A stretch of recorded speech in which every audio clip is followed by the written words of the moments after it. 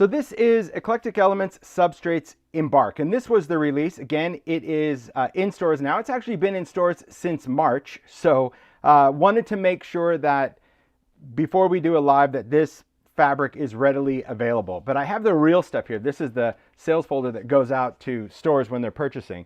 But Embark, what this is the first time that we've done a new substrate. And when I talk about substrate, that would be the type of material this is. Typically with my Eclectic Elements line, it has been quilting cotton and or quilt backs. And this is a beautiful, soft, pliable fabric for quilting. But I wanted to kind of venture into other substrates. And you will see this year there are other substrates coming that are not just this canvas cloth. So when we talk about Embark and we talk about substrates, Embark is all canvas cloth. So these 6 designs are canvas cloth, which is different than quilting cotton. When we say canvas cloth, it's also important to understand what that actually means. The word cloth after canvas needs to be recognized, because it is not like your typical thick, heavy canvas or canvas that you would, I don't know, sew a tent out of. This was our way of kind of venturing into a different substrate, but still not leaving the quilter behind. What's nice about canvas cloth is it still has the soft flexibility. Because it is cotton, it has that still soft pliableness, but a little bit more durable and or rugged than a quilting cotton. So it is thicker, but it's not like I would say like a duck cloth canvas if you're really familiar with fabrics in general. But you can see the back of this, and I'll try to hold it up so you can see the back of the canvas cloth. It does have a heavier weave to it, right? Kind of scratchy, not scratchy, itchy, but like you can feel it or hear it, where this one is definitely, and you can even see it's more sheer. This is a thicker. So we wanted that durability that you can use these fabrics different ways. Could you still use them if you're doing quilting? Yes, but we have quilting cotton for that. But you could also use it for so many things like home decor, pillows, duffel bags, and also some great different types of mixed media makes. Okay, so the fabrics, again, you can purchase them by the yard. You can also purchase them already pre-cut. Let me get this one out of the way. But what I love about this is that when it comes to design, I love that it totally mimics all of the designs that I've done in Ideology. So Chris, who works for Advantis that does Ideology, he initially lays out a design that we would have done, say, in paper. But then we have the wonderful Jenna, Alberto, and Debbie, who are on the creative side of Free Spirit, and they take that art and turn it into something that is fabric related, meaning a bigger scale, or it has a different repeat, because you can't just take a 12 by 12 and tile it. We want this to completely flow. So if you see these designs and you're like, I've seen this before, yes, that's where all the inspiration for Eclectic Elements comes in. So Embark was really embarking on new adventures. That's what I called this collection. And these fabrics they are not digitally done, they're actually screened. So again, if you look at the salvage, you'll see how many color runs each collection has. That's what these dots are on the salvage edge. It talks about how many times this particular design was screen printed in different colors. So for example, this one has 15 different screens to make up the color, but the detail of this is phenomenal. That's what I really love about doing fabric with Free Spirit, is they really can capture the vintage aesthetic that I love for Eclectic Elements. And I have to say, couldn't be happier that we now have a totally different substrate to work with. So canvas cloth. So we have this, I do love this cigar label one. It's one of my favorites. I love the typography of the numbers. I love the color. Then of course, this one is super popular. This is Expedition, a great map. I love the colors as well. I'm not sure, depending on how you see it on your screen, but it is kind of a greenish, tealish blue. Absolutely, absolutely love it. I do like this one too for postmark. So again, if you'll see from the makes that these could be used so many different ways, but look at just the grunge of this. Like when we scan in the envelopes and all of the wax seals and the post cancellations, the fact that this is screen printed, that to me is magical. This one, this looks like 17, could be 18, but 17 different screens to capture all of that grunge and shading. And in fact, what's also unique, and I've talked about this whenever I talk about fabric, when we first came out with Eclectic Elements, like I was all about channeling the inner grunge. You know that if you're watching these lives, you totally know that I love a good grunge. But in the fabric world, that was often seen as like an imperfection, right? You look at, say, for this one in Expedition, you see this staining here, or you see these kind of stains here on the fabric of this. We actually had to print this on all of my fabrics. This fabric is designed to have distressed appearance with printed imperfections. It was important because when they were sending out fabric to retailers, they were getting complaints going, I got my fabric in, but you know, it's got a stain here, or it's faded here, or it's got a line here. That is all by design, because to me that gives it so much more of an authentic look, an authentic vibe. But look at this one. This is a favorite. This one is Bouquet. It definitely is inspired by French perfume labels, believe it or not. We took a lot of florals from vintage labels and collaged them all together. But look at the color. It's beautiful, beautiful watercolor. But you can see that linen vibe in there. Again, canvas cloth is a totally different substrate, but you can see that it is still very, very flexible. But it holds itself, which I love. Look at this one. Beautiful. Beautiful, beautiful. I'm not sure what the max is on the numbers, because this one I think goes up to 17. I don't know if 18 is the max, and that's why they have the circles, and I'm almost out of room. A classic. This is one of Mario's favorites. This is Melange. You may have seen, like, even in Ideology, we used to do collage paper in this, or tissue wrap back in the day. But I do love this one because it's got so many different ledgers and music, and you might even see a lot of stamped images from this as well, because when I do designs, I try to incorporate elements throughout all of the different brands. So you may have seen like the moths or the butterfly as a stamp. This was kind of much smaller, of course. This was a background stamp, this blueprint. So the art really does kind of translate from place to place. But look at this one. This one has so many great elements. And that's also what I love about fabrics, is it does give us the opportunity to scale big. Stuff that we would normally see in paper or whatever allows us to really take that design from those cards. I love the ledger background, and just place it onto different things. So that's 18 really cool. Is the max. So there you go. Almost there. I'm almost there. Yeah, I think each one we kind of go, because this one starts fading out. This one's 16. So yeah, I do try to push it. I do. Really? Well, because again, it is all about, you know, creating that gradation. When you think about a screen print, if you know anything about screen printing, it's not like, you know, that ink is fading out in there. It's going through each one of these colors, one pass at a time, to create this design. So it's quite amazing that we can even get, you know, transparent layers on fabric. And I have to say, and we know Alberto, he's the one that rocks it. He works with all the mills just to make sure that like every detail is perfect. Debbie makes sure every color. It's pretty cool. I've actually seen on Free Spirit, they did, I think it was one of the old Christmas runs. They were actually at the mill and they showed, maybe it was even Yuletide, they showed it going through. It was pretty, cool. I'll find that video and show you. I think they had it on their YouTube channel. I love this one as well. This is Subway Signs. This one's really cool because it does have that black and white, but you can see that staining throughout, that like drippy, rusty goodness. So this one has definitely more of a rust vibe. I think the camera's picking up a much darker black than this really is. This one, I don't think, oh, there you go. Maybe if I hold it close, you'll see. This has more of, I would say, rust tones than black and white. So just, I don't want you to be fooled by that. If you see it on the camera, you're like, oh, it's a black and white fabric. It's definitely more rust and cream just because of all that grunge dripping through it. But pretty fabulous on these. And there's so many different ways to look at fabrics. And I hope that throughout these lives, because this is going to be the first of many, as I mentioned, we're going to do a fabric live every time a new collection is in store. But I think throughout that, hopefully you'll overcome a fear of fabric, maybe overcome a fear of sewing, and also get ideas that you don't always have to sew.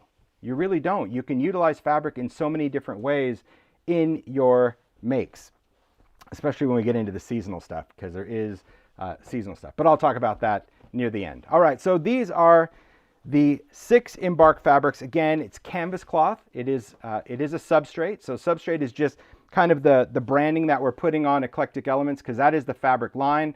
Substrates just lets you know that it's different than quilting cotton. And then, of course, that is the collection name. which is Embark. Okay, let's get into the makes and we'll talk about that. And I think near the end I might share just some other crafty ways that I like to use fabric. I do know how to sew. I have to say that when Diane was out here, Diane Reevely, Dilutions, she was out visiting, and I actually, she taught me how to sew. I did a placemat, I did bias edge, I did quilting, I did all of that. I can't say that I enjoyed it because it was a lot of thinking, and you know me, thinking is overrated, but I had a blast, and it certainly got me over my fear of using my sewing machine, and also not stepping on the gas the way I do. Because you just really like I learned how to like use the pedal. I thought the pedal was literally like you just step on it and that was it. But you actually, anyway, you guys know that. Okay, so with canvas cloth, here are the things that we can create with it. I'm going to just take this whole heap of beauty, pass it off to Mario. You just want to set that on the table over there. Thanks so much. So we're going to go through and talk about the makes and what you can make. Now these makes, these will all be on timholtz.com following the live, so you can see the makers that made it. They will be linked. Now the difference with fabric also is that the people that also have made for fabric are not necessarily, quote, Tim Holtz makers that make for all the other brands. We'll call them like special guest makers. So that's why it's really important that we link them so you can follow them and check out what they do, because some of the makers are going to share on blogs, some are going to just share on Instagram alone, so you'll definitely want to check it out. So this is an apron that Paula made, absolutely beautiful. Maybe I'll have Mario model this at the end. Paula makes great aprons. It's just a beautiful, beautiful apron. You'll see the full shot on the blog, but what I love about this, again, because of that canvas cloth, you can create an absolutely fabulous, very custom, creative apron. I like this big apron with these straps that can tie a big bow in the back or wrap around in the front, those nice wide straps that she stitched. So this, of course, that's all melange. It's great. There's bouquet. But take a look at the pocket. So the other thing to know is that even though this is canvas cloth, and another reason why we wanted to start with canvas cloth, we wanted to make sure that you were able to integrate this fabric with the other fabrics in Eclectic Elements, the quilting cottons, because it is thicker than quilting cotton, but like I said, it's not that extreme thick canvas. So you can combine the two. So this, of course, is Provisions. This is one of the what we kind of refer to as a grungy solid Provisions, but you can pick up the color, and look how she used that salvage edge, because what we know as makers, we love colorful dots, don't we? So even cutting that strip off and using it in the pocket. So this is an apron that has two big pockets that your hands fit in, right? Or tools or all sorts of other things. And it's beautiful. It's really beautiful on a dress form. I had fun photographing these. So I was lucky enough that the maker sent the makes and I got to photograph all of them. So when you see the photos on the blog, it was fun just kind of taking them around the house. And so I'll give this to Mario so he can model this. He will. He can model this at the end, I'm sure. But beautiful, beautiful apron, and I love all the detailing. I think it's always so amazing. Oh, Diane's in the house. There we go. Hey, Diane. So I do love. Oh, look at that. See, I just noticed that. Designed to have a distressed appearance. See, you can use all those little bits because that's what creates the magic. And really, it's so fun to see art that is wearable, art that is home decor. I mean, I think about that, and I think about Di doing all of her dresses. Remember back in the day with all the Eclectic Elements fabric, Di used to sew all her dresses out of that. It's just so cool.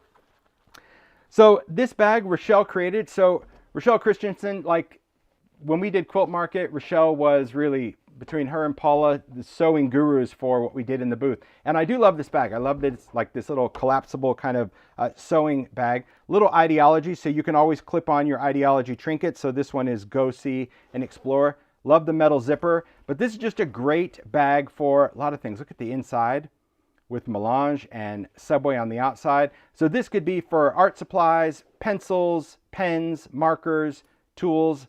I love how she's got those little leather tabs on the end, and Richele really is like, I mean, quite the quilter, and she works fast as well. I love, again, the durability of this. So you can see it still is pliable and flexible, but it's durable. It's going to be something that when you use it for art supplies, you can create the bag. And I do love metal zippers. I love a metal teeth zipper over nylon any day. But I also like the fact that, again, if you're not you know, let's say you had a set of these, or you made a set of these and you're not using them for travel, I just like the fact that, you know, just flatten it out and off you go. But isn't this typography of Subway, it's just really, it's really fun to create and use. And these are just ideas of what you can do with fabric. And here's another thing I got to say, if you don't sew or you're just starting out, this is also a great opportunity to meet people that do sew. I mean, I know when I first started out with fabric, I was shocked how many people that are paper crafters or makers back in the day that were doing just scrapbooks and cards were like, oh my gosh, yeah, I've sewn.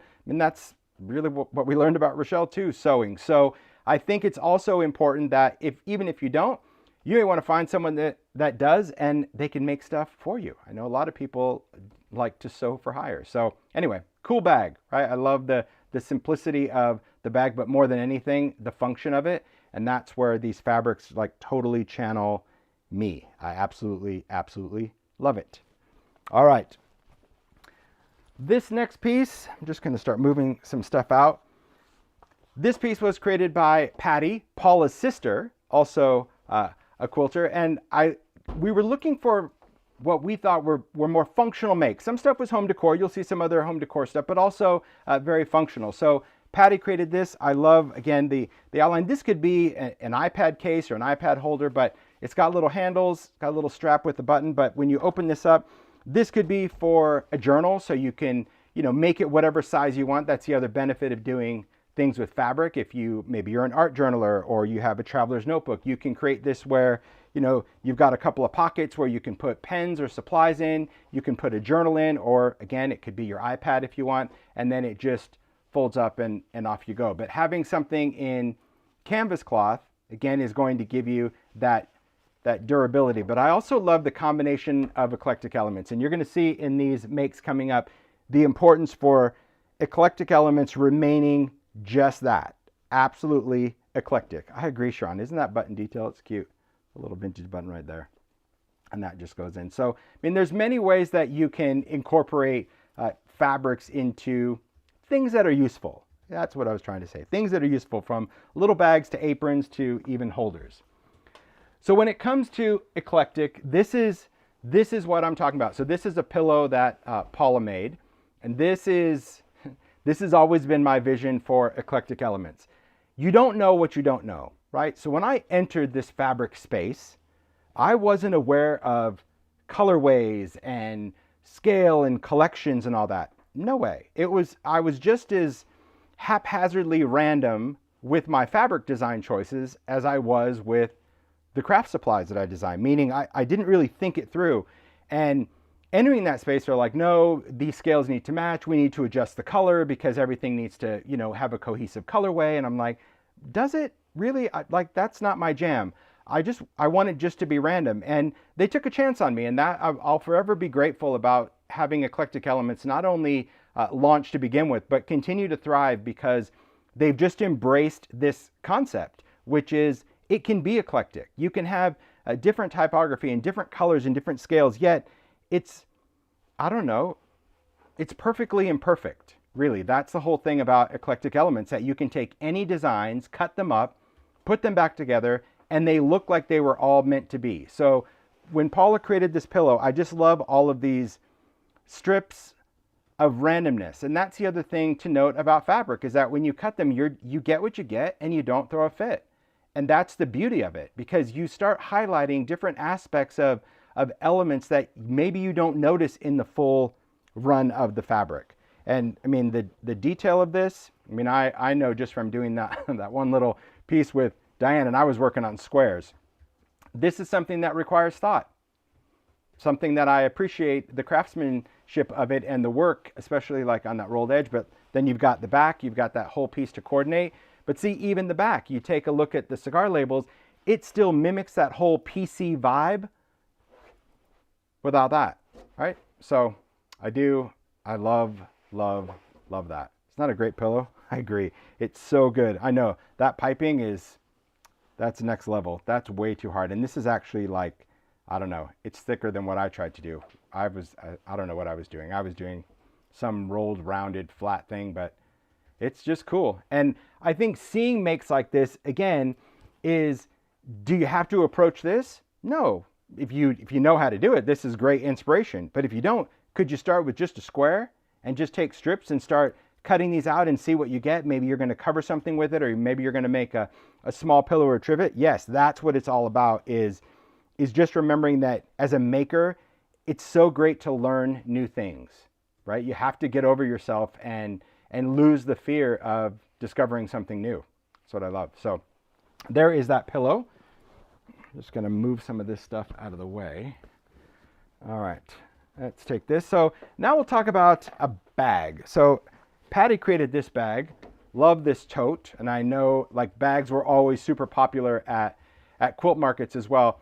Same concept where you're just taking strips of fabric and positioning them completely different. But I love this tote bag because it's got, you know, that flat bottom, gusseted bag. It's lined inside with that postmark. Isn't that just cool lining right there?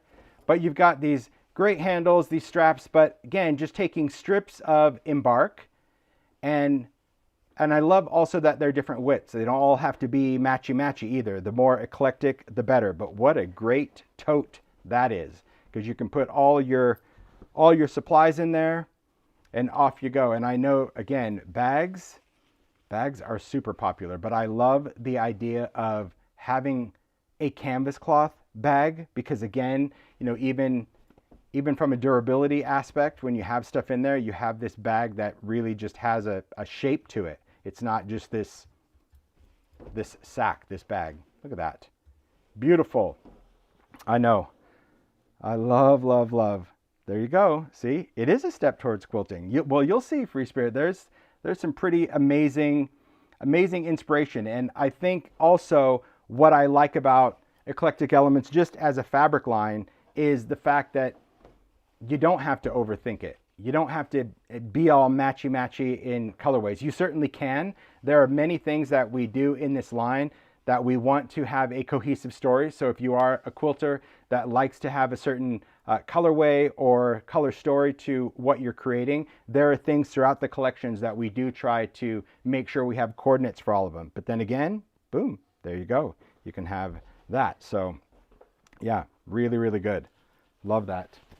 You doing all right, Mario? Yeah. I'll hand this over to you. A little bit of room. Good. Okay.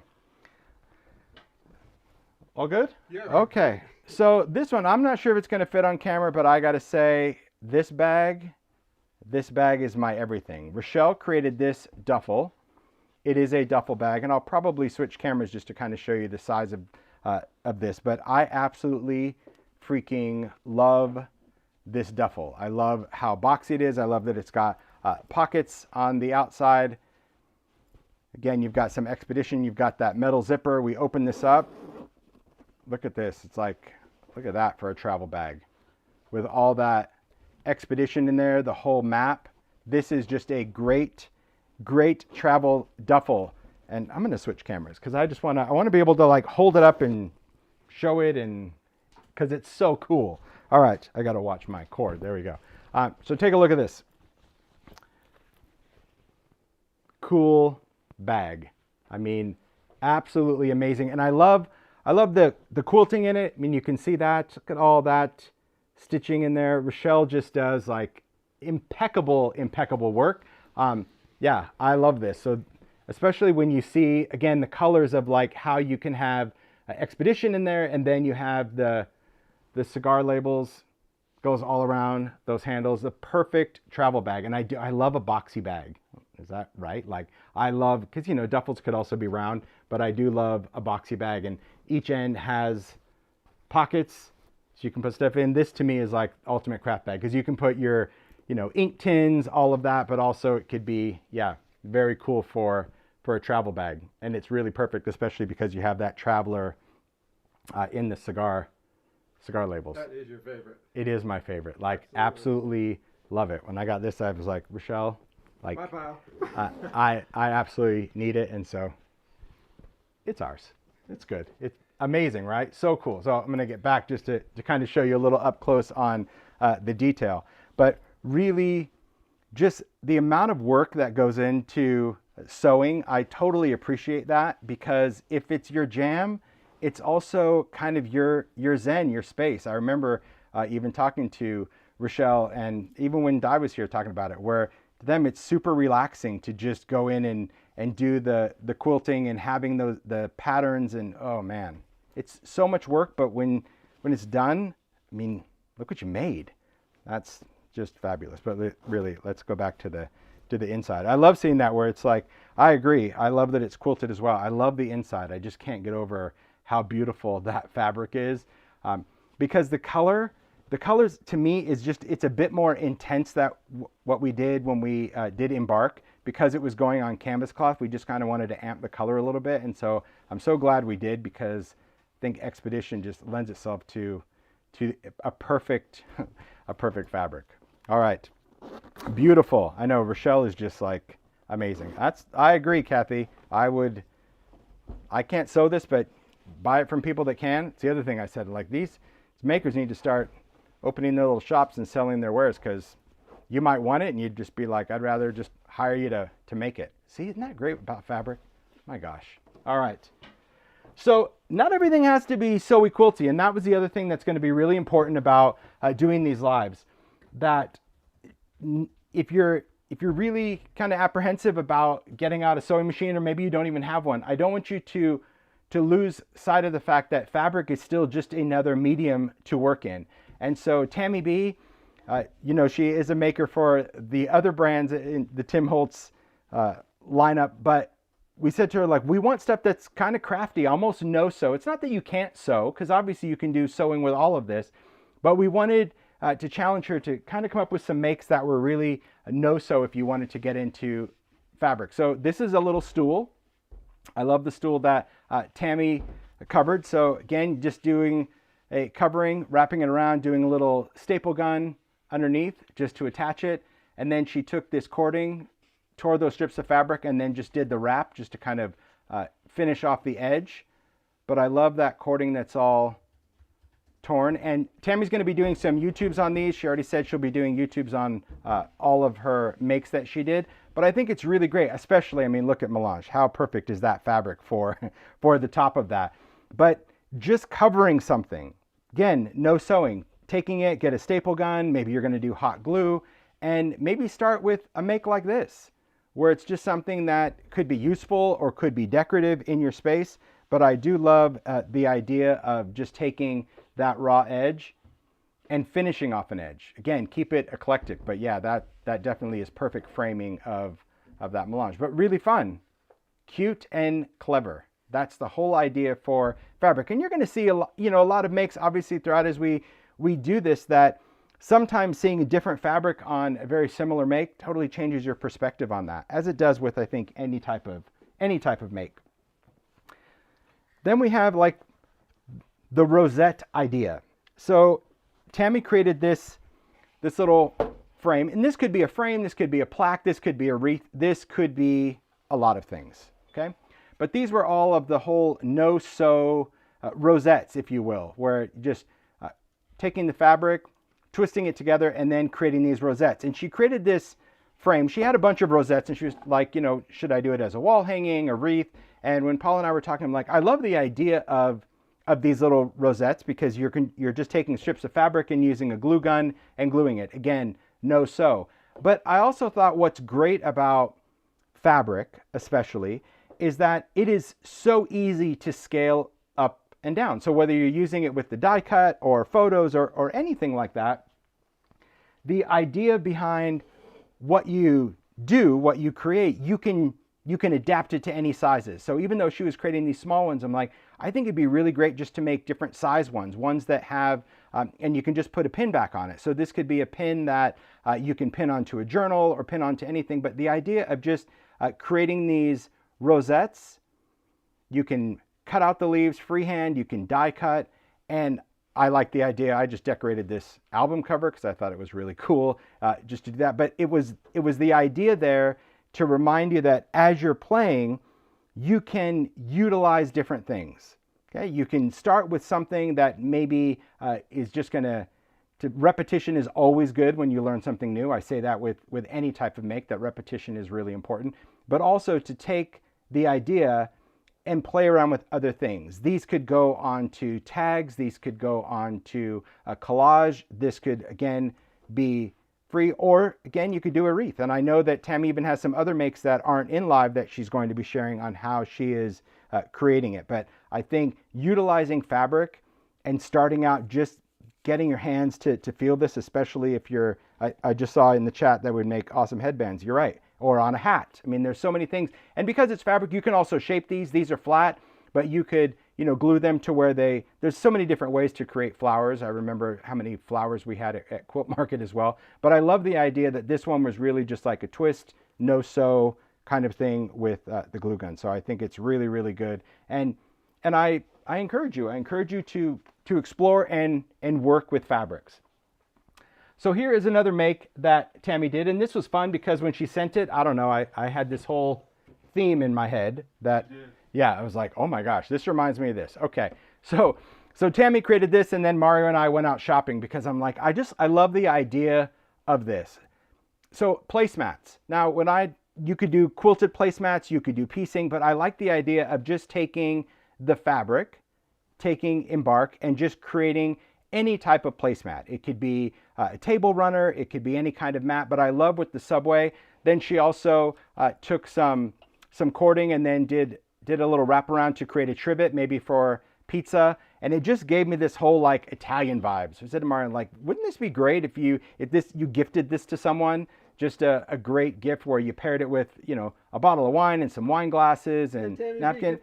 It was just fun. Yeah, I think it's really just a clever way to incorporate fabric. Even if you don't want to make all of it, you can make one element and pair it with other things. And so that's the thing that I wanted to also encourage people when you're creating, that sometimes you can create a thing and it could be a catalyst for an entire idea, especially because I know people make all year in the sewing world for the holiday season. So I think this would be really good that we had fun shopping for elements, because it totally inspired us with the Subway, and it was like very Italian. Mario's like, oh, it's kind of like the restaurant. I'm like, oh, you used to have that, you used to sell that bottle of wine. It's just good fun. So much fun shopping that night. Yeah. But that was the whole idea behind it, that you can create as much of it as you want, but you can also pair it with other things. It doesn't always have to be, you know, 100% from start to finish. And I always say that in the regular makes too, that you can incorporate a make with everyday elements. And I think that tells a perfect story. But this, I just, you know, put it in a wooden crate, but it could be in any type of box. Yes, it's for display, but it's really cute. I think it's super fun. And I agree that the placemats in the Subway sign, they're just really fun because the fabric alone is the art. So even if you don't want to go in and do the piecing and quilting, you can just take that and off you go. So yeah, very, very cool. A lot of fun. And I think also understanding different elements that you can do with fabric is also key. So I asked Paula, as Tami was making this, I'm like, can you keep going and make other makes with fabric as well? Maybe kind of start tying in the other brands. And a shout out to Paula, because she created all of these in a week. Right when she got back from crate, she didn't have much time, but I'm just going to zoom in a little bit just to kind of show you these, because I said I'd really like you to channel this fabric specifically with ideology, because I do love how the fabrics are inspired by that art, so everything works really well together. So this was a little envelope that she created out of Embark. You can see a little word plaque stitched on there. Then the ribbon, and I love how the ribbon just slides through this. You know, you can just have that stitched on there and a ribbon slide. So even if you were just going to put some fabric down on a journal, I also like the idea that you can attach this, and yeah, it's just cool. So we've got this great little envelope just made out of Embark with that raw edge. And then inside, she created a little mini book or a little journal, also using fabric strips just as binding strips to hold this together. So I think, you know, when you're creating collage pieces, if you're into ideology, if you have your Ranger inks and paints and all of those things, just taking these elements, so like that's just a little cutout piece of fabric, just a number, then you can use it with clippings. But again, the fact that this is all held together with strips of fabric, and you can use collage medium, you can use your sewing machine, but I love how it's able to tell a story and give a make a different texture. That's the other thing to know, because everybody likes to make different things. But I think adding those little pieces, like right here, recollection, that's just cut out from the words in that fabric. But I also love how it's paired with the Ideology collage paper that kind of mimics all of those, the moths that are used on melange, or butterflies. If people think they're butterflies, that's fine. But isn't that just a great idea to take fabric? And even if, you know, this, Paula assures me it was easy, because I go, oh my gosh, she goes, oh my, this is really easy to do. You know, you just front and back and you sew it and you've got a little envelope. And so I think I'll attempt this, because I do like the idea of having something for a journal or a mini book, something that you can incorporate with your fabrics and your favorite types of makes. And I think just using that, I know we have linen tape and Ideology, but there's nothing wrong with just cutting up strips of fabric and utilizing a whole different type of art for creating a mini book. Isn't that clever? I do. I love that. Love that make and that little envelope. Cute. All right. Next one. And this is just, so this is kind of like the in-between, right? This is where, let me zoom out a little bit. There we go. Zoom in, zoom out. This one's really great because, again, it's the best of both worlds. So we have this background. This is an Etcetera tag that's covered in backdrop paper. But look at how she took that shield shape and then did the sewing. So it still has that great quilted vibe. So that's the other thing. If you are a quilter, you can still incorporate those elements in with your makes. That's what I'm trying to say. It doesn't have to be 100% fabric, 100% paper.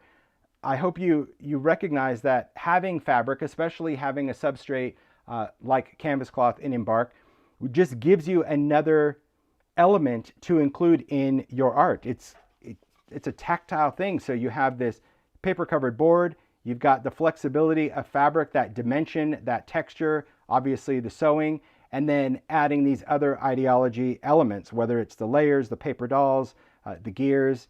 It's just a fabulous make. Totally different. Like you just wouldn't achieve this look with paper in the background. And I think that that's really good. So again, if you think, I don't want to construct anything, this is my jam. You know, I don't want to construct anything at this point because it's wrong sides together, all that.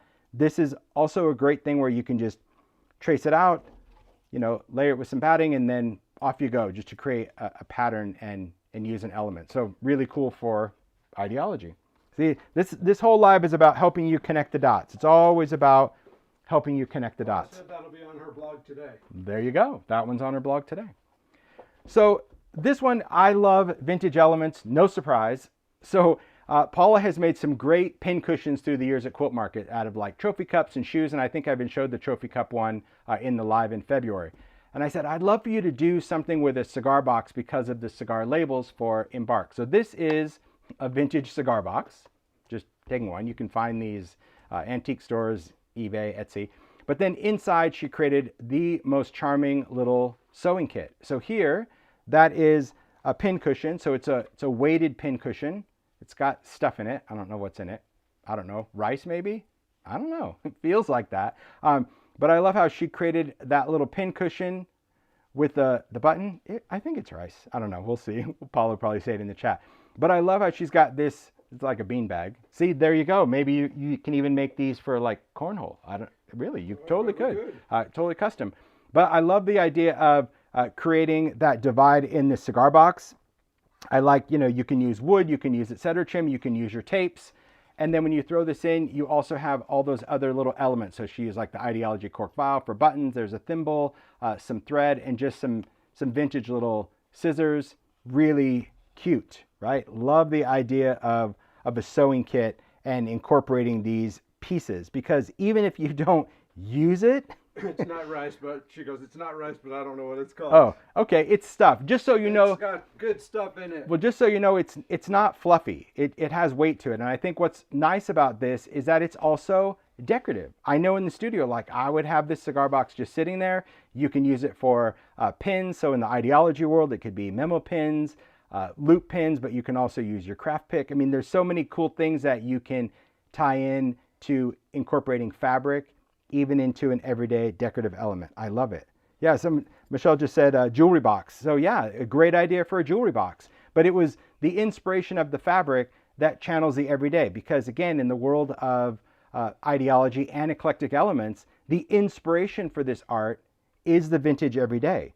So tying that in is really important, that you can take those everyday elements that often have very similar details, see the little 5 cents, and create something. It just, to me, it makes it even that much more special. I love it. I love it. I love it. So yeah, really clever use with that cigar box. I think it's very cool.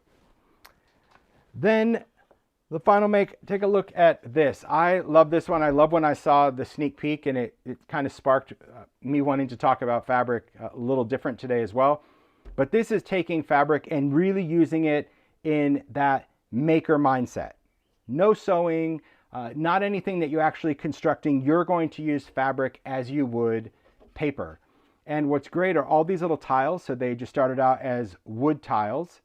They are covered with Embark. And one of the important things when I was talking to Paula, she's like, you know, one of the things I really loved about doing this is discovering that because this is canvas cloth versus quilting cotton, when you use glue, which is collage medium, and I'll demo this today, the glue doesn't permeate the fabric. Often if you use a liquid glue with a thin cotton fabric, that glue could permeate the fibers of the fabric, and it makes that fabric kind of rigid or stiff. The fact that this is canvas cloth, you can see that not only do you get that really great texture, but when you add liquid adhesives, it doesn't bleed through the fabric. So the fabric remains soft and pliable, allowing you to glue it. And so for a maker, that inspired a whole thing that I did yesterday where I'm like, I think I'm going to demo some stuff, Mario, because it made me think like, wow, I didn't even realize that as a maker for paper, that having a different texture of fabric would impact even that mindset of glues. So really fabulous make. And I love the fact this is an ideology vignette panel, doing some backdrops and just having these tiles framed in. What a great piece of art. And the fabric, again, it has a completely different look and texture of a textile that you just don't get with paper. That's all. Because people go, well, couldn't you do this with paper? Of course you could, but you're not going to get this texture, feel, and look of that. So I just think seeing all of these pieces is really important. Deborah asked me what's the height of the fabric, but I don't know what that means. I don't either. Deborah, what does that mean, the height of it? Yeah, if you ask that question again, I know Free Spirit Fabrics is here and they can maybe give you the specifics, because I'm not sure what that means either. So, all right, let's zoom out just so you guys can kind of take a look at all of these. Just brilliant, right? And to knock these out like in the same week. But it's, again, this is like that whole maker thing when it comes to working with different substrates, especially canvas cloth. Oh, it's, so talk a little bit 44/45. Okay, 44/45. So we're talking about width. All right, there you go. See, Paula's got it. Okay, so in the fabric. Oh, I'm going to switch cameras because Mario's got on the apron. So here you go. You're over here. There you go. Just so there he is.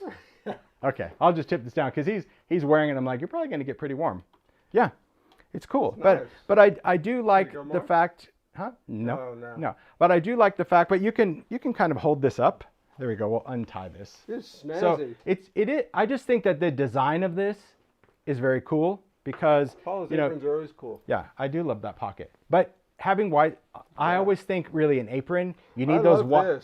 Yeah, the selvage. Yes. That's so awesome. It's really cool. That's cool, yeah. P. Yeah, he is. He's always, listen, if there's an outfit, he'll put it on. He really will. He totally will. Even when we were taking photos the other day. Yeah, I have a like behind the scenes. I might post that too. But I do love the fact that, again, like the neck strap is really nice because if you're doing an apron, you want something wide that's going to rest on your neck and it's not just going to cut that off. And so, I love cool. how the ties are really long. Yeah. Yeah. They don't like. Yeah, so you could tie it around your waist, or you can just tie a big loose bow. Yeah, it's cool. perfect. I know. I said to Paul, I'm like, you need to be like in the apron business, because I do want an apron, not out of this particular print. Yeah, no, it's a little flouncy, you know that. So I would like. I just think it's cool. Yeah. No, anyway, we'll get back to those stuff. So he was wearing it. Very cool. Love it, Mario. Love it. All right, so. The makes was really about the inspiration, and I think more than anything, as we continue these type of fabric lives, it's understanding, I think, the possibility that yes, you can do any type of gluing make, but also understanding the beauty of fabrics and what they can do and what they can add to your creative stash. I think it's really beautiful. The other thing to know about fabrics as well is that it is a different life cycle. Okay, I know that many makers that are new to the fabric world, because I was when I first started out, I didn't even understand it, didn't understand timelines, but also the fact that these fabrics, most of the time when any type of brand does a fabric launch, it is a one and done collection. They do a print run and that's it. The nice thing about Free Spirit, some of my designs actually roll into an everyday line they call foundations. So if you're looking, you can go on to timholtz.com, you can go to the index and you can see all the collections I've ever done with fabric, because it started with Westminster, then went to Coates, and now I'm with Free Spirit, but it's all the same. It was all the same company all along. It's just different acquisitions. But the fabrics, a lot of the older designs that were really popular became part of the foundations line, which means they are replenishable, but only by the year, meaning they agreed to release something and keep it in the line for the year, but every year it gets reviewed. So, and I know that if you are a quilter, you already know the drill, that there's so many people when it comes to fabric that, you know, they buy totally different. If you think as a maker, we are full set syndrome people, fabric is totally different. I remember my first quilt market, they do, I think it was called like a sample sale or something like that. And I didn't know what that meant. Oh my gosh, yeah, it was so crazy. And I said to Paula, I'm like, what is it? I mean, there were lines of people. And I said, what is this? She was like, oh, they do it every year. Which is like, you know, the manufacturers, they bring kind of the first run or samples of a collection they're releasing. And when it's gone, it's gone. And there are fabrics that are collectible for some designers that charge like, you know, they go for big money by the yard because it's a collection that has long been retired. So that's a normal thing in the fabric world, that most collections are a one and done thing. All right. I did see people ask about, oh, Paula just said that it was ground nutshells for the pin cushion filling. Oh, our reorder fabrics have a 2-year lifespan. Thanks, Free Spirit. Thanks for fixing that. So a 2-year lifespan. So when they release a catalog, it's 2 years that you can utilize, and stores can reorder and replenish those designs or collections. But that's why you'll see people that quilt, they just go and buy it, and they're like, I'm buying it now and I'll figure out what to do with it later. Which again, as makers, I don't need to remind you, that's how I think we all work. Somebody also asked about different ways that fabric is sold. Again, depends on the retailer. Some offer it by the yard, some offer it in fat quarter bundles. I know, like for Simon Says Stamp, they cut it in 10 by 10 squares and sell it as a sample, because like as makers, like that's pretty much all I would need for the stuff that I do. So it really is about different retailers. I don't think there's a mainstream thing. Everybody does it a little bit different. So if you are looking for different types of bundles or sizes, check around to see who offers what. I don't know if anybody that offers everything. Free Spirit Fabrics is like, stash it up. You're right. I get it. I didn't get it, but then it became absolutely fascinating, because to walk around with Paula and Richele at Quilt Market, because like that is their world. They'd be like, oh yeah, that collection was retired. Or would see, you know, somebody in something like, oh my gosh, that fabric is so expensive now because that was 3 years ago. It's just cool. I do love it because I think it is fabulous. Okay, I'm going to talk a little bit about fabric and really how to kind of create with it in a maker mindset. So if you're a quilter, you'll probably be bored by this, but I really want to resonate with makers as well, because, oh, Teresa's like, she has fabric 40 years old. I don't get it. There you go. I'm going to switch cameras. So he's got the bag, and I know I don't want him to hold it, but if there's something that bag, it's going to be awesome. If there's something he can model, you guys know. I know. It's a cool bag. Such an awesome bag. Yeah, it's really good. Christy, I buy at least 4 at a time. When it's gone, yeah, I would have never understood that had I not been in the thick of it at Quilt Market to really see the frenzy. But I get it. I do get it, because it is just, it's art. To me, it's very, Diane, you want to talk about a fabric collector. Diane Reevely, oh my gosh. Her quilt room. She really got a ton of it. Yeah, and she could like knock out a bazillion quilts at one time. Okay, let's just talk real quick about using fabrics in a maker space. So I'm just gonna kind of give you some tips. Like I said, this may bore you if you are a sewer. Let's see, what do you got, Mario? Maybe that way, corner up a little bit. Okay, we're gonna go with that. Yeah. So if you are a maker, meaning you don't necessarily want to sew, maybe you do sew, I'm just going to give you some tips about working with fabrics. Okay, maybe you get it, maybe you don't. First thing, in the fabric world, they do talk about fabric scissors, and I didn't know that like when I was working with Tonic, but I definitely learned that from Paula and Richele about, and I know that in this industry, if you guys have fabric scissors, you know that fabric scissors are for fabrics and threads, not necessarily for cardstock. So with Tonic, I do have Haberdashery scissors.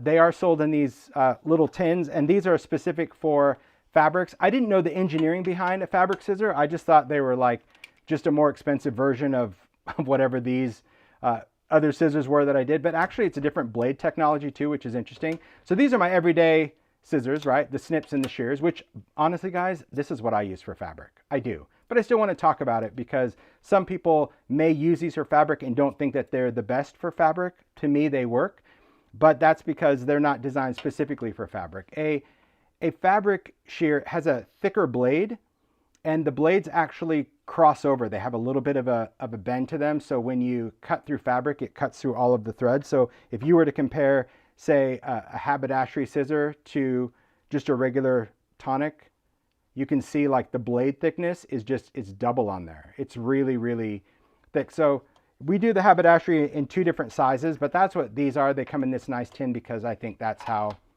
fabric people like them. They want them to stay special. This one's really cute. I do use this one a lot for threads just because it's tiny, but it's got big enough handles. And these also have the same cush grip that all of the Tonic scissors I do have. So, but I'll be using these because I'm going to demo what I use. I'm not going to demo something just to try to sell you something else.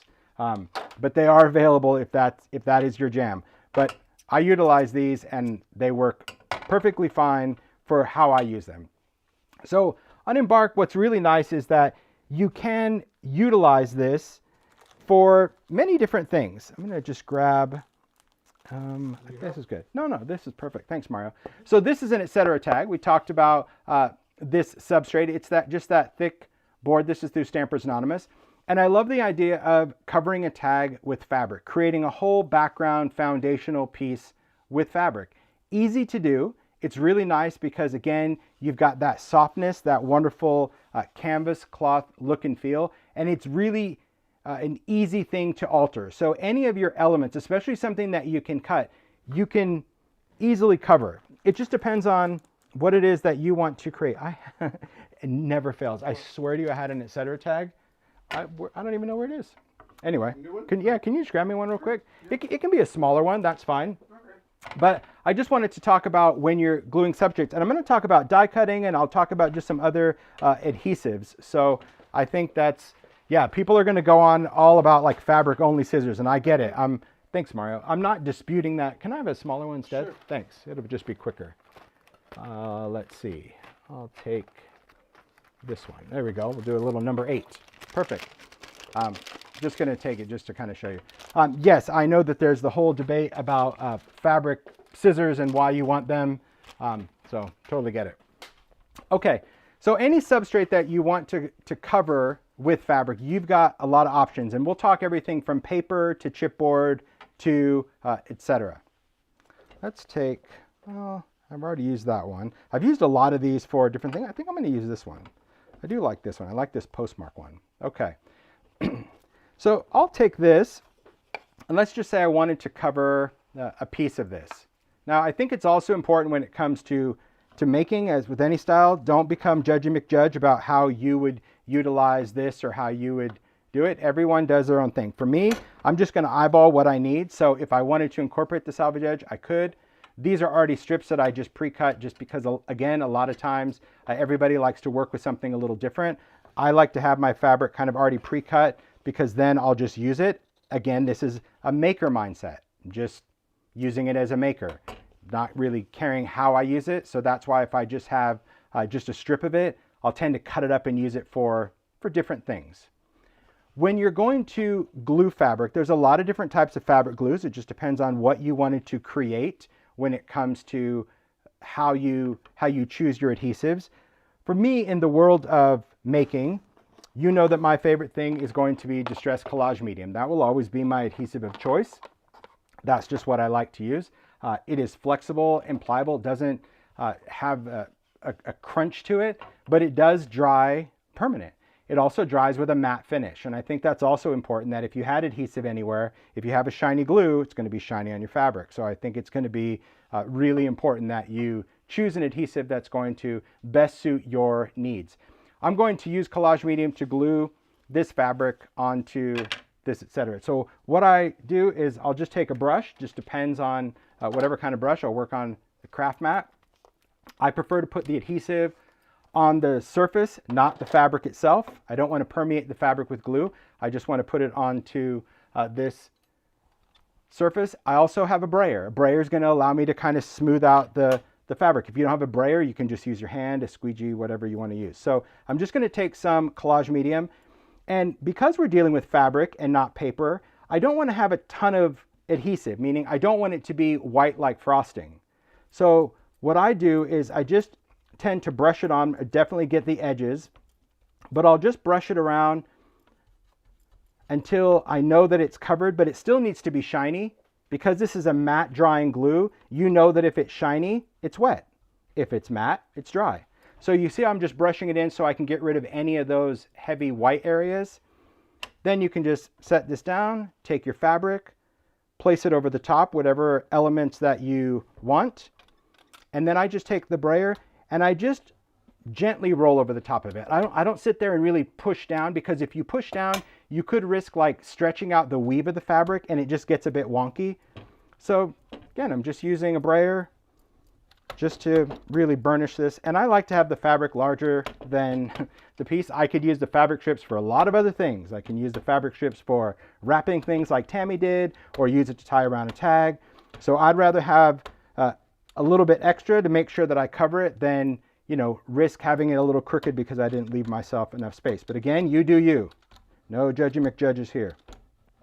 Okay. As far as gluing with this, when I'm not working with this, you can wrap this in a baby wipe or a damp paper towel to keep your collage brush wet. I don't like to use it in water if I'm going to be gluing more things. So if you're ever using a glue brush, would you mind grabbing me a baby wipe, Mario? Sure. Thanks. If you're ever using a brush with glue, just don't get in the habit of always leaving it in water, because then you really have a lot of moisture trapped in this brush. And then when you go to use the glue, you tend to warp or ripple things. Thank you. So just, again, I'll just take a baby wipe. If you don't have a baby wipe, a damp paper towel works. And then just take your brush and just roll it up. And as long as this feels damp on the outside, you can leave your brush like this all day long. Doesn't matter. As long as this stays somewhat damp. And then whenever I go to use it, my brush is ready to go. It's not drippy at all. And I can just set this on the top for now. So drying time on this, drying time really only takes probably 5 to 10 minutes. But the longer this can set and dry, the better it is in my opinion. Could you put something heavy on it? Sure. But if you leave it for, I don't know, I'll just say 30 minutes, you're just going to get a much better adhesion, especially around the edge, that if you're cutting with your scissors. Also, if you have any little glue ooze right here, you can just wipe that off before you take your scissors through it. So I'm just going to set this aside. Another great thing to always test is if it feels cool to the touch, that means there's still moisture in that adhesive. It's not fully dry. So if it feels cool, which it does because I just did it, just set it aside. Don't be in a rush for that, because trust me, the end result is much better. But we'll talk about some other substrates that you can do. It doesn't always have to be Etcetera. So here, this just happens to be chipboard. We talked about chipboard. I like working with chipboard. This is 0.05 weight chipboard. So it's not super, super thick, but it's also not super flimsy.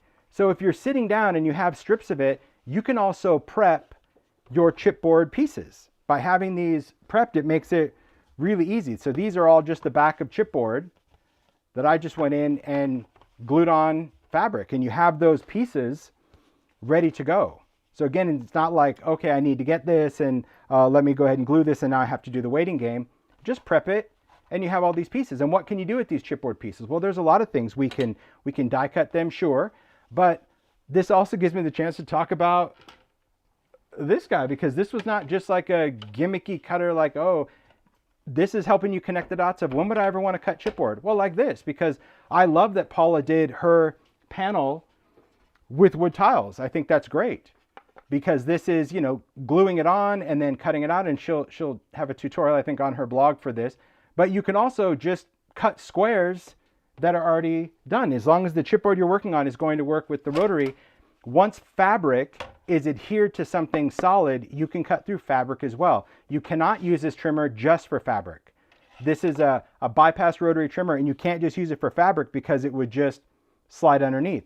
Could you cut this with Biggs dies? Yes, because it's chipboard, you can use big dies, and I'll get into dies as well. So you can just start however you want. You know, I don't have like a straight perfect edge with my fabric because that's just me, I don't care. But I can push this against the edge so the chipboard stops. I don't care if I have a little bit of fabric, because pushing it up there, it's going to stop on the chipboard, and it's going to allow to create a cut. So when you use the rotary media trimmer, and I'll say this as many times as I said it in the initial video, this carriage that has that wiggle, it's by design.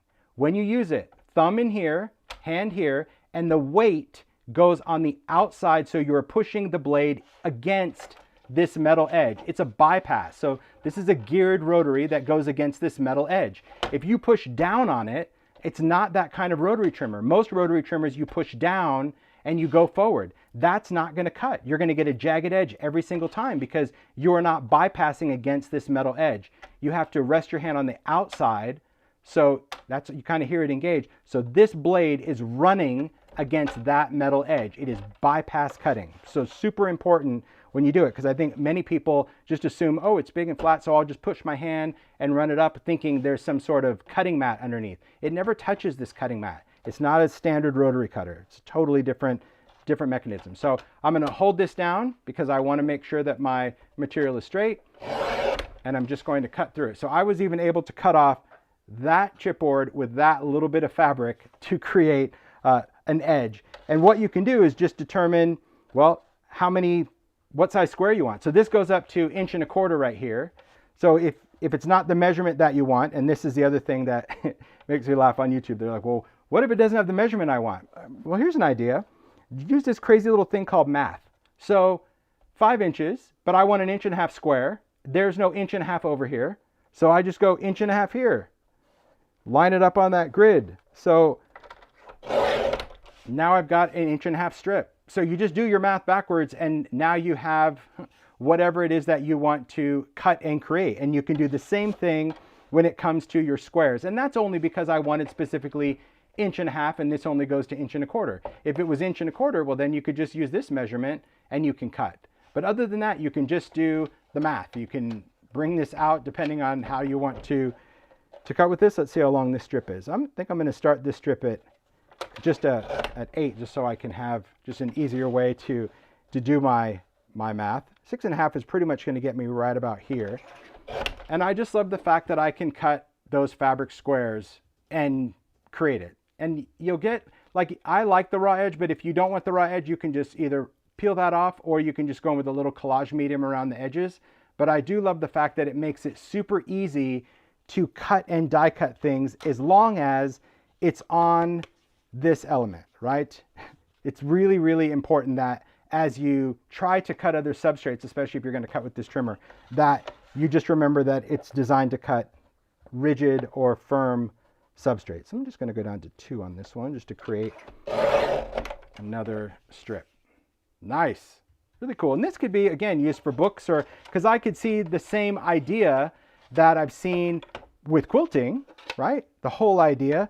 I agree. Don said it is ingrained to push down. You're totally right. Most people just like want to push down. That's not how this works. It doesn't cut into that piece. It's just thumb outside, off you go. And you can cut up or down. Just make sure that this is designed to spring to hold your material in place. But I love being able to cut fabric and chipboard on this, because I could do a very similar patchwork thing on a journal or a canvas with fabric, but I could glue it. So I love the idea of, say, Paula's piece or Patty's diagonal piece on there. You can do the same thing where you cut a bunch of different strips, different fabrics, and then patchwork them on a cover, or all sorts of different things. I think it's really, really important. Okay. All right. Beautiful, beautiful. So that's the idea when it comes to chipboard and a cutter. But now let's talk about die cutting. Okay. So die cutting Most people think in the world of die cutting that in order to cut fabric, you need a steel rule die. You need a Biggs die, a thick die. That's not always the case. It really isn't. If you understand some certain things that you can do with fabric, I think you'll be able to use your dies a lot more than you think, okay? So when it comes to working with this, how thick does the trimmer cut? 0.05, as I mentioned, 0.05 chipboard. Okay, that's the thickest that it would cut. So on this die, a Biggs, because it's steel ruled, this would also allow you to cut chipboard. So if you wanted to cut, say, flowers, this happens to be a great wildflower, you could cut this out of fabric and chipboard because it is a steel rule die. It's a thick die for thicker things. If you're trying to cut through fabric, you also have to be mindful of the type of dies that you want to cut if you're going to go into a thinner die. So I'm going to focus mostly on thin dies because I think a lot of people have thin dies and you don't use them. So first of all, thin dies will not cut chipboard. They just won't. They're not designed, especially 0.05. You might be able to get it out of thinner chipboard, but it's not designed to cut through this because this is thicker than the blade of this die. So just things you can do and things you can't do. But we can still cut fabric. The difference is instead of doing chipboard, we'll just go in and use cardstock. So let's talk about cardstock and how that's going to work with fabric, okay? So I learned this long ago when I started with Sizzix from EL, and so a shout out to EL because she taught me the basics, if you will. I'm just going to start with a framelit. I'm just going to start with just a square die. We'll get into other details and we'll talk about that. My brain always thought that if I was going to cut fabric, I needed to make sure that I used a Biggs die. And she's like, no, not necessarily. But even if you're doing a Biggs die, you know, let me suggest a couple of things. So we'll just take fabric. I think I'll take, well, I'll do a little bit of this one because I do love it so much. So let me just cut a piece of this. I'm just going to cut, I'll cut about here. That'll be fine. Okay. I'm going to cut a little strip of fabric. So this, again, this is Embark canvas cloth. It's another great benefit of having something a little bit thicker, a little heavier, is when it comes to cutting, most people assume that you need like a massive machine, okay? Like something with pressure. When I say massive machine, like, do I need a Vagabond or do I need a Switch Plus or a Big Shot or a Foldaway? You can cut fabric with all of these machines, but it's not always about the machine. And so just for the sake of this particular demo, I'm going to cut fabric with this, the Sidekick, which most people think like it's a little toy and you can't really do it. I probably use my Sidekick more than I use any other machine because it is here, it is convenient, and I can cut things really, really quick. So the Sidekick, you can use whatever cutting pads. Remember, the Sidekick comes with regular cutting pads, but there's also extended cutting pads now for the Sidekick, different. So let's just say I wanted to cut this square. I'm going to place this down onto the fabric, put it between my cutting pads, and I'm going to put this in. Now, if you're ever using a die cut machine, you can't have your die on the very edge. I see a lot of people also make this mistake where you have a die on the very edge of it, and you try to engage it in the machine, and the machine just, it wants to like open up like duck lips. You don't really want to do that. You want to try to position, even if you're trying to get the end of that fabric, you still want to have that die back a little ways so the machine can grab this sandwich a little bit better, okay? So if I run this through, and I can run it this direction, and I'll run it back the other direction. Often when you go to try to cut the fabric, it only cuts part of the fabric. So you think, okay, well that's not going to work. I guess I can't really cut fabric with the die. The thing about cutting fabric with a die cut machine, any kind of fabric, is that the cutting pads are designed to take the blade. You can see the outline of that square. That's why your cutting pads get all cut up, that when you're using your fabric, it goes into your cutting pad. It doesn't really make like a clean cut. So if you get yourself a piece of cardstock, does need to be cardstock, it doesn't need to be copy paper. I always use craft cardstock because it's 130 pounds, so I think the thicker the cardstock, the better this works. That I'm just going to place my fabric on the cardstock. Now, most of the time it's going to cut up your cardstock, so it could be maybe colors you don't use, or maybe, you know, you get a good deal on certain cardstocks. But by putting that cardstock there, I'm going to just go on that same fabric. Well, maybe I'll go up here, go in that little space. And I'm just going to do the same 2 passes, but this time I have that piece of cardstock underneath my fabric. So I'll go here, and then we'll go back. I always like to do 2 passes just to kind of ensure it. And honestly, if you can go at an angle, that's also better. But this cuts it clean. Perfect. Did it also cut the paper? It did. Because what happens is the die wants to cut through a material. It wants to do its job. So by having cardstock under your fabric, that's going to make the die do the work. Not only cut through the fabric, but it's got to cut through the fabric cleanly to cut through the cardstock. If you don't have a piece of cardstock there, the fabric just kind of goes into the cutting pad and it doesn't cut all the way. It still cuts in parts. I mean, it's not like it just left an embossed line, but it didn't do what it should have done. So the nice thing is, yes, you have a piece of cardstock now that you could use or not use. You have something that you could glue together. And my advice is if you were going to glue it together anyway, I would glue it to the fabric first, or glue it to the cardstock first like we did chipboard. But if you just wanted fabric pieces, you can still save these for other makes. That's the thing, is you have to remember that just having cardstock underneath. Again, not paper. And if the cardstock you're using isn't working, it's because your cardstock isn't thick enough. Again, this is a 130-pound craft heavy stock, so it's a thicker material, but manila tags, that's thick enough, watercolor paper. So you still might get some pieces that you can use as makers, but that always helps cut fabric clean by having that cardstock layer underneath. So that being said, what can you do? Like, can it only be a square? No, not at all. You can actually use pretty detailed dies to cut fabric. It's pretty surprising, but you can't go crazy.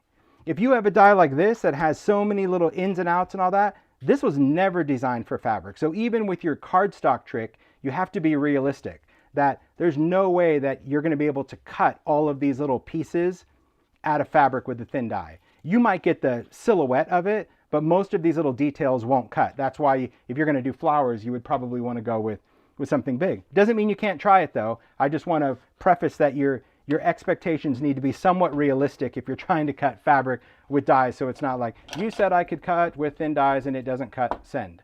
It does, it just pick the right dies. So let's talk about the birds first.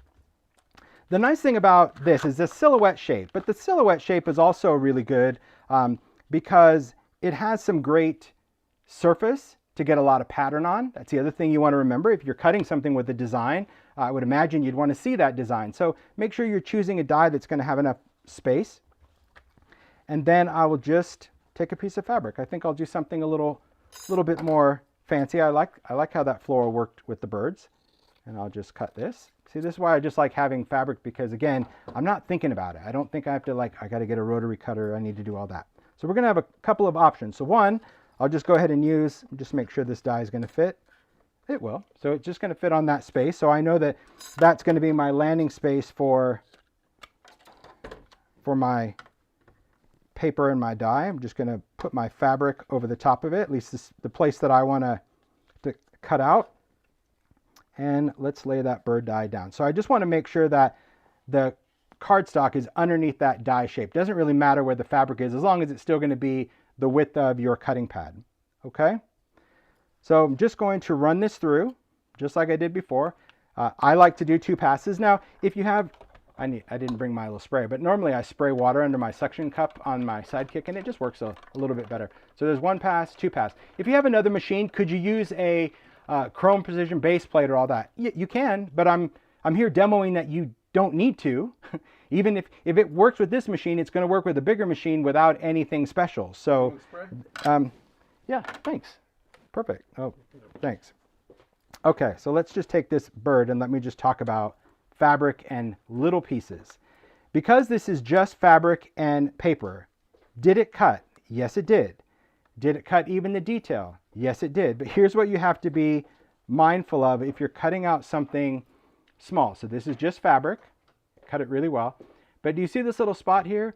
Thanks, Mara. If you're not careful when you take it out of the paper, because it did cut the paper, okay? But see on here, oops, on here we're dealing with cardstock, not a big deal. But on fabric, sometimes when you have these little pieces, Watch what happens if I just take my fingers. See how it's only literally hanging on by a thread. So often when you do little things, it will still cut it, but by the time you take it out, because those smaller areas are only held on by threads, you'll probably lose them. But you can do it. My point is you can do it. You just have to be mindful, again, of when you take it out, you can't just like pop it out like it was paper if you expect to keep those elements. That being said, if you just back it with cardstock, then you're good to go. Then you don't have to worry because you can glue this onto a card. You can still sew this onto a card, and it does give it a little bit more structure. So what I did is just did the same thing. I cut pieces of craft. So this is craft heavy stock. It's not chipboard.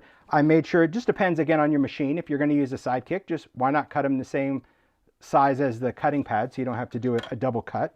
And then we'll just take some, I'm going to do a little bit of, I do love this melange because I love the elements that, ooh, I like this piece. Look at that.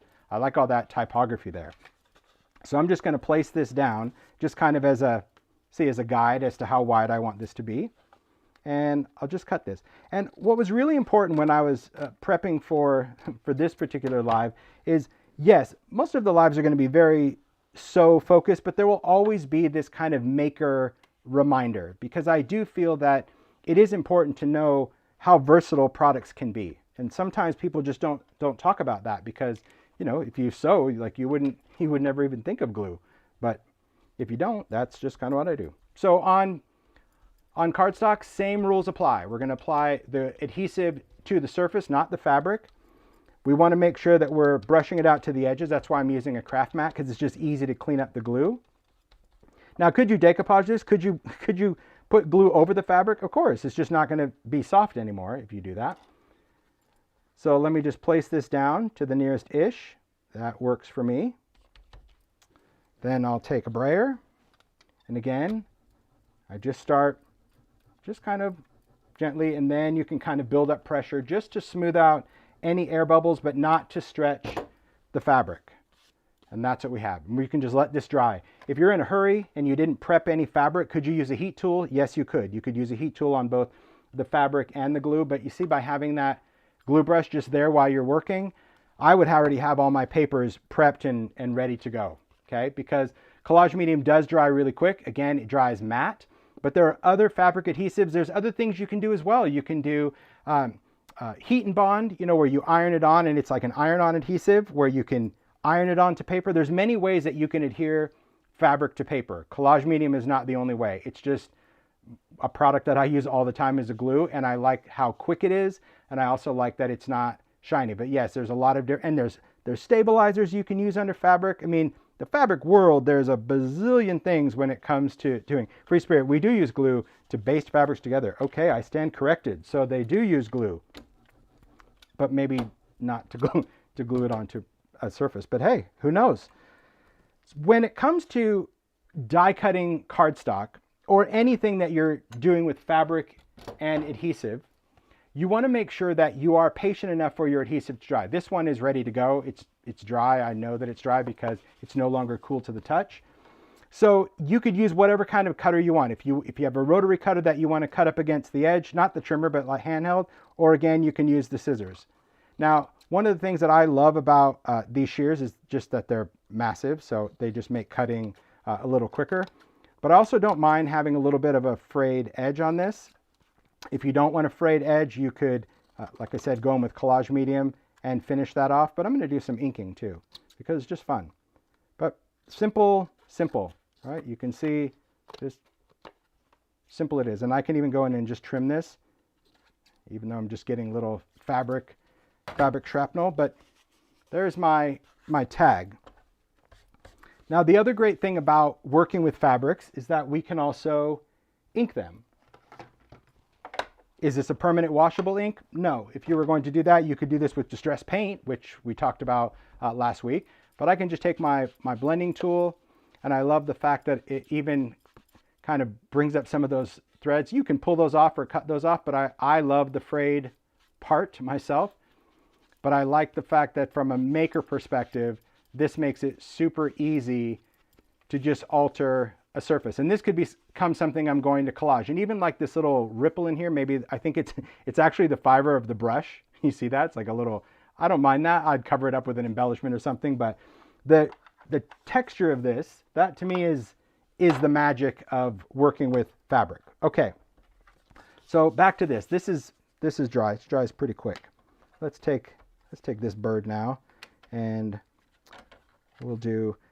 Actually, I think I'm not going to do a bird this time. Here's what I want to do instead. Let me take this. There's other dyes. I mean, I love when I started looking through dyes. I loved coming up with just different silhouettes that I thought were really fun. This is a favorite. I love this. The gentlemen were really cool because, again, big silhouette dyes. And I wasn't really sure how it would all work because it was obviously bigger than a bird, but I wanted to try it. I wanted to test it out. So I did create some pieces with it. So let's take one of these guys. Let's see. Oh, he should be, yeah, he should be tall enough. Okay. I'm going to take one of them. Take this out. I take this. He's a good one. Now for this guy, they're not going to fit on a standard cutting pad. So I just want to call that out, especially if you're watching this on replay. The Sidekick comes with a standard size cutting pad that work with it, but there's also extended cutting pads available separately. These are for longer dies. So whether you're doing regular cardstock or whatever, it's just nice for wildflowers and of course for this particular one. So I am using the extended, just important to call that out. I'm going to place this down where I'm going to get like a little bit of that text in there.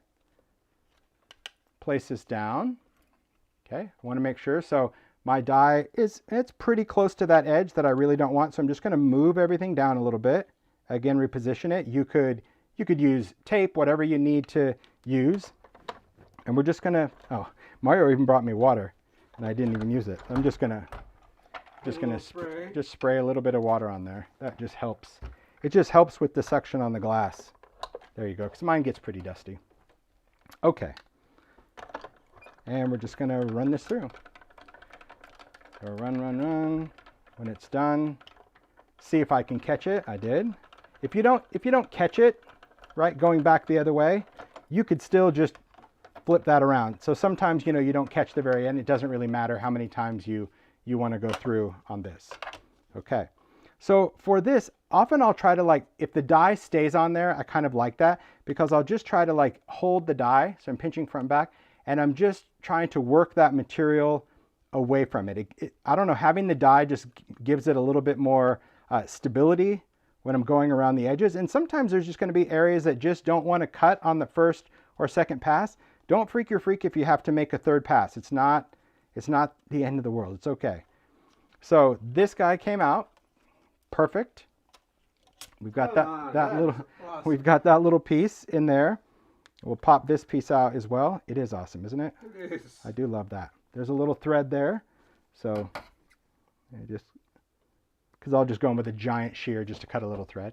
But there we go. We've got a cool guy out of fabric. So it looks like he's kind of stitched, but I also have a silhouette. And that was the inspiration when it came to cutting this out, that I was like, oh, wouldn't it be cool if you just had some cutout things? So what do you do with cutout things? Well, you could have a journal cover. You could take a little ideology thing.